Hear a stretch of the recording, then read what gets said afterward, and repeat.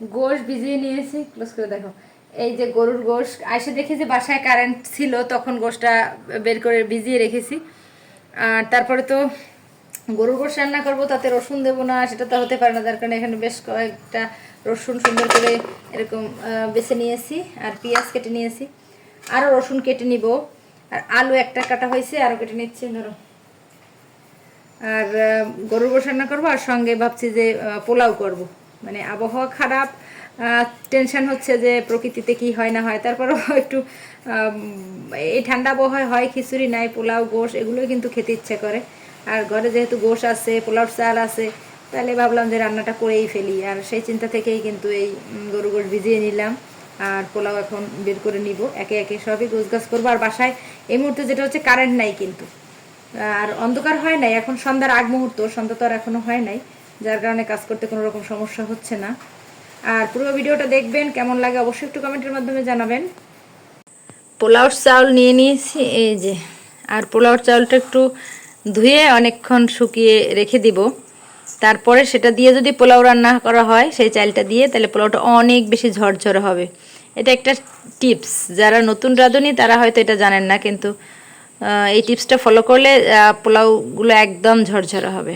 আমি এখন এটা ধুয়ে চালটা শুকিয়ে রাখবো।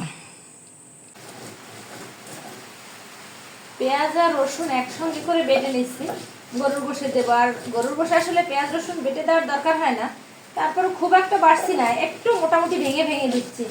আমার কাছে মনে হয় একটু ভেঙে ভেঙে দিলে কি হবে, গোশটা একটু মানে থকথকা ভাব আসে, একটু গ্রেভি গ্রেভি হয় বেশি, যার কারণে একটু হালকা করে ভেঙে ভেঙে দিব। 26শে মে মহাবিপদ সংকেত, মানে 10 নম্বর বিপদ সংকেত চলছে, রেমেলা ঘূর্ণিঝড়, মানে পূর্বাভাস, ঘূর্ণিঝড়ের পূর্বাভাস। আর এই যে সন্ধ্যার সন্ধ্যার আগ মুহূর্ত, এখনও তেমন কিছুই দেখা যাচ্ছে না বাগেরহাট অঞ্চলে। বলছে যে সন্ধ্যা নাগাদ হয়তো উপকূলে আঘাত হানতে পারে, কিন্তু বাগেরহাটে এখন কিন্তু একদম সন্ধ্যার আগ মুহূর্ত, এখনও তেমনভাবে কোনো কিছুই ঘূর্ণিঝড়ের আমরা আসলে বুঝতে পারতেছি না, শুধু হালকা হালকা বাতাস এবং প্রকৃতি অনেক ঠান্ডা।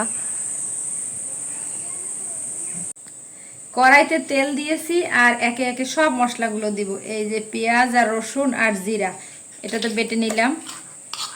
একটু বেশি পরিমাণ দিলে কি হয়, আমার কাছে মনে হয় কি যে থকথক একটা ভাব আসে গোশের ভিতরে, এই জন্য মশলাটা আমি একটু বেশি দিতে চাই সবসময়। আর এর ভিতরে আছে আদা, ব্লেন্ড করা ছিল, ফ্রিজ থেকে বের করে নিয়েছি।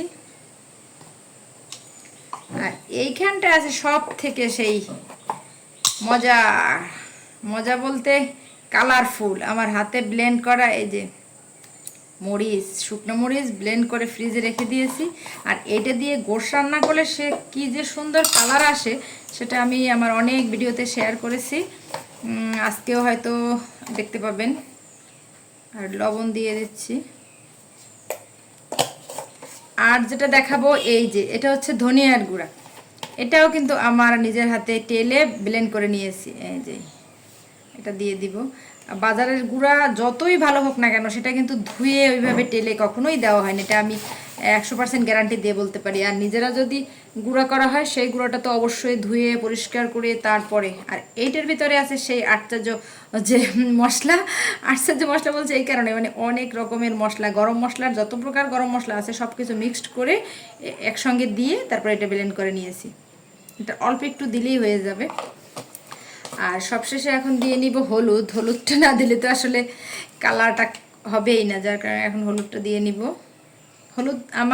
হলুদটাও কিন্তু নিজের ভাঙা, মানে নিজে বাড়িতে এনে ধুয়ে পরিষ্কার করে তারপর বাজার থেকে ভাঙিয়ে নিয়েছি। হলুদটার কালার কিন্তু অনেক সুন্দর আছে, কিন্তু মরিচটার কালার কেন জানি খারাপ হয়ে যায়।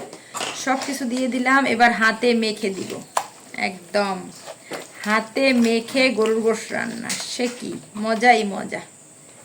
বিসমিল্লাহ। আর কড়াইতে রান্না করলে একটু বেশি সময় ধরে ধীরে ধীরে রান্না করা যায়, স্বাদ বেশি লাগে। ভালো করে হাতে মেখে নিব। গোশ কিন্তু ভালোভাবে কষিয়ে নিয়েছি, আর যে কোনো গোশই কষানোটা ভালো হলে কিন্তু খেতে আসলেই অনেক ভালো হয়।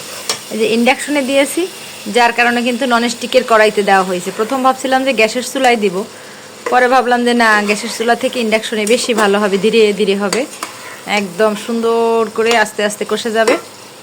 এই মুহূর্তে ফাইন কিন্তু একটা ঘ্রাণ বেরোচ্ছে। আর এই যে আলু আর রসুন এগুলো ধুয়ে টুয়ে রেখে দিয়েছি, এখন একটু পানি দিব, পানি দিয়ে আবার একটুক্ষণ কষিয়ে তারপরে আলুটা দিয়ে দেব। গরুর গোশ ধীরে ধীরে রান্না করলে বেশি টেস্টি হয়, তাড়াহুড়ো করে রান্না করলে আমার কাছে ভালো লাগে না।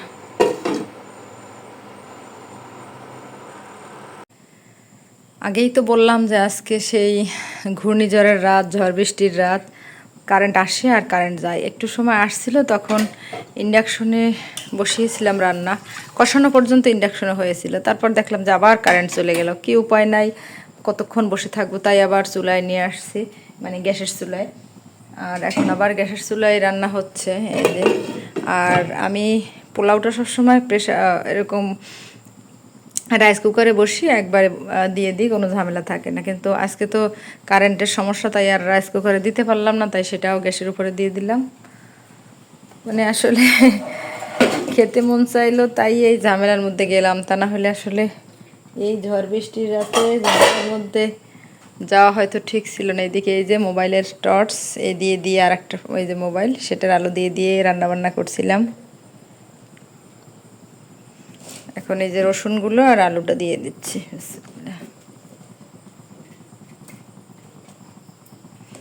একদম এই মুহূর্তে বাইরেটা থমথমে, কোনো রকম বাতাসও নাই, বৃষ্টিও নাই, কেমন যেন একটা গুমোট ভাব, মনে হচ্ছে খারাপ কিছু হওয়ার একটা পূর্বাভাস।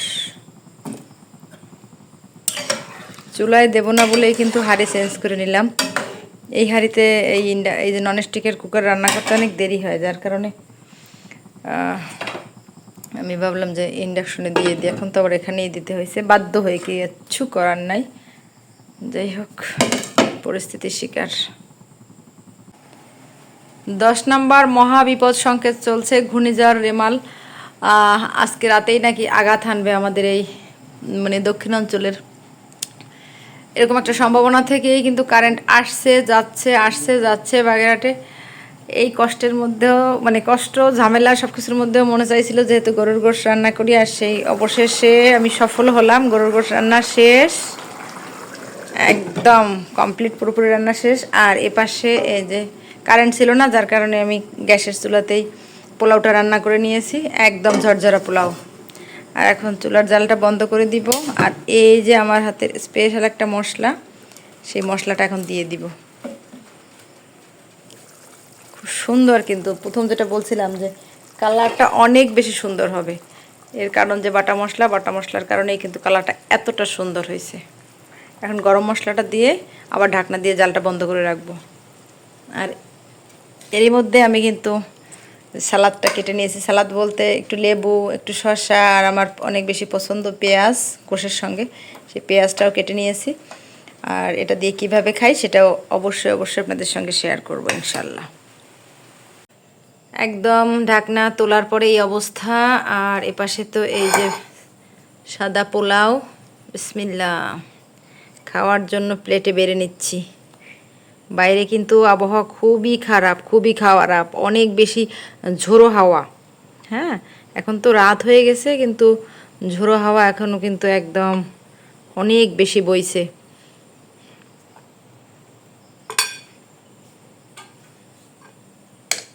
একটু লেবু, একটু শসা, একটু পেঁয়াজ, এগুলো না নিলে আসলে খাওয়াটা জমবে না। গোশ খেতে গেলে একটু লেবু টেবু এসব না নিলে কিন্তু আসলে ভালোই লাগে না। আর এই যে রসুন দিয়ে গরুর গোশ রান্না, সেই রসুনটা নিয়ে নিলাম, বিসমিল্লাহ। আর এই চর্বিওয়ালা গোশ কিন্তু আমার বেশি পছন্দ, আমি এই জন্য চর্বিওয়ালা গোশ নিলাম।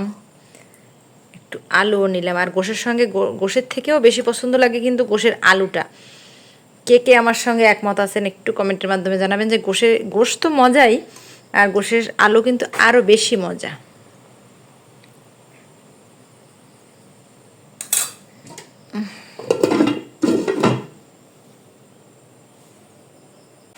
রান্নাবান্না শেষ।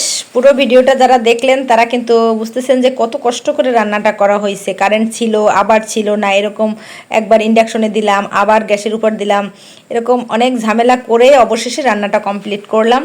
যখন স্কুল থেকে আসি বিকেলে তখনই কিন্তু মনে হয়েছিল যে আজকে ওয়েদারটা কেমন ঠান্ডা ঠান্ডা, আর এরকম ওয়েদারে কিন্তু গরুর গোশার পোলাও খেতে বেশি ভালো লাগে। আর সেই চিন্তা ভাবনা থেকেই কিন্তু অনেক কষ্ট করে স্কুল থেকে আসার পরও অবশেষে রান্নাটা করে নিলাম। আলহামদুলিল্লাহ অবশেষে রান্নাটা শেষ হয়েছে, এখন খাওয়ার পালা।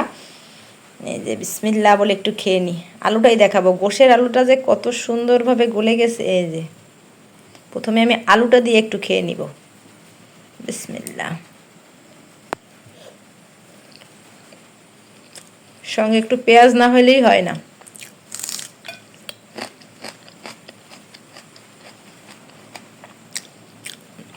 এই যে মহা একটা বিপদ আমাদের বাংলাদেশের উপর দিয়ে যাচ্ছে, ঘূর্ণিঝড়। আল্লাহ সবাইকে হেফাজত রাখুক, ভালো রাখুক, সুস্থ রাখুক যে যেখানে আছে, এই প্রার্থনা করি আল্লাহর কাছে। হয়তো আমি মজা করে খাচ্ছি আর এই মুহূর্তে কেউ অনেক কষ্টে আছে, এটাই স্বাভাবিক। একদিকে একজনে আনন্দ করে, অন্যদিকে আরেকজনে কষ্টে থাকে, এটাই প্রকৃতির নিয়ম।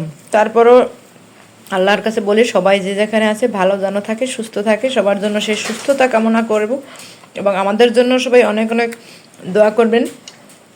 এতক্ষণ ধরে ধৈর্য ধরে পুরো ভিডিওটা দেখলেন, সবাইকে অসংখ্য অসংখ্য ধন্যবাদ। আর পুরো ভিডিওটা কেমন দেখলেন একটু কমেন্টের মাধ্যমে জানাবেন। আর আমি যে কথাগুলো বললাম, যেরকম বাইরে যখন গুড়ি গুড়ি বৃষ্টি পড়ে তখন যে একটু স্পাইসি খাবার, একটু মজাদার খাবার খেতে মন চায়, সবারই কি এটা মন চায় কিনা সেটাও একটু কমেন্টের মাধ্যমে জানাবেন। আর এখনকার মতন আল্লাহ হাফেজ।